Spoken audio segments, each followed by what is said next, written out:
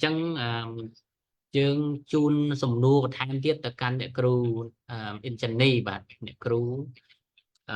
khang kêu riêng khang bạ dạ ban ở sân la bắt đầu sẽ ra tại ta khang rana cam đó bạn nãy riêng bạn chia cà pet chẳng không niêm trên để kêu to hay anh vật to tầm đó bạn ai nèครู bên ban cây khơi thà taปัญหา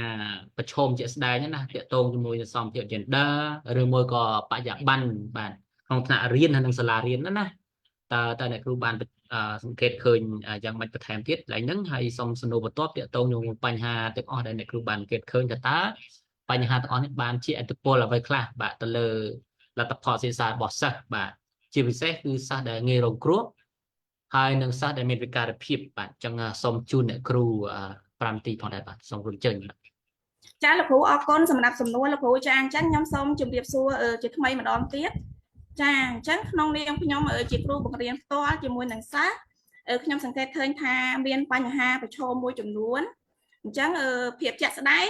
cứ dương ọt miên nạ sama ra là cám nơi non xã hạ cúng rồi bỏ phụ con cha thì muối tí pí cứ dân khoa cừu sao cho nên cừu tịch cha thì bây giờ nó miên cá rừng áo trong cừu xa quát nâng xã hạ cúng cùng sâu vô pi con đầm láiในการศึกษาរបស់កុមារដែលជាជនពិការនិងជនងាយរងគ្រោះចាហើយតកតងនឹងសម្ភារ gender និងអប់រំបញ្ញាបត្រនៅក្នុងថ្នាក់រៀននិងសាលារៀនគឺយើងមានសិស្សស្រីនិងសិស្សប្រុសគាត់រៀនជាមួយគ្នាហើយការរៀនគឺយើងមាននៅក្នុងថ្នាក់រៀនគឺយើងមានរៀនប្រភេទពិការផ្សេងគ្នាចាយើងមានខ្សោយសតិបញ្ញាមានកោថ្លង់មានរាងកាយមាន CP មាន autism ចាហើយបញ្ហាប្រឈមចឹងទី1ដូចខ្ញុំនិយាយចឹងថាទី1គឺភាពជាក់ស្ដែងគឺយើងអត់មានថ្នាក់សមារណកម្មនៅក្នុងសហគមន៍របស់ពួកគាត់អញ្ចឹងពេលដែលកុមារដែលគាត់មានអាយុដល់ត្រូវចូលរៀនគាត់អត់អាចចូលរៀនបានអញ្ចឹងគាត់ត្រូវពជាពេលយូរអញ្ចឹងធ្វើឲ្យការសិក្សារបស់គាត់ប៉ះពាល់ច្រើនអញ្ចឹងគាត់ត្រូវការគឺគាត់រៀនយឺតចា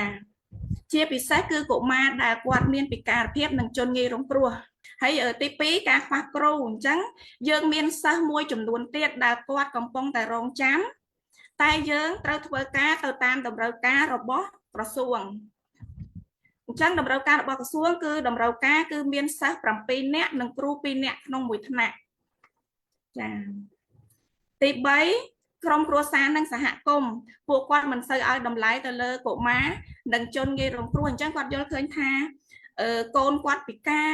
កូនគាត់មិនអាចរៀនបានអញ្ចឹងពេលដែលកូនគាត់រៀនហើយក៏កូនគាត់មិនអាចទៅធ្វើអីបានអញ្ចឹងគាត់អត់លើកទឹកចិត្តនិងជំរុញកូនគាត់ឲ្យមកទទួលការអប់រំចា៎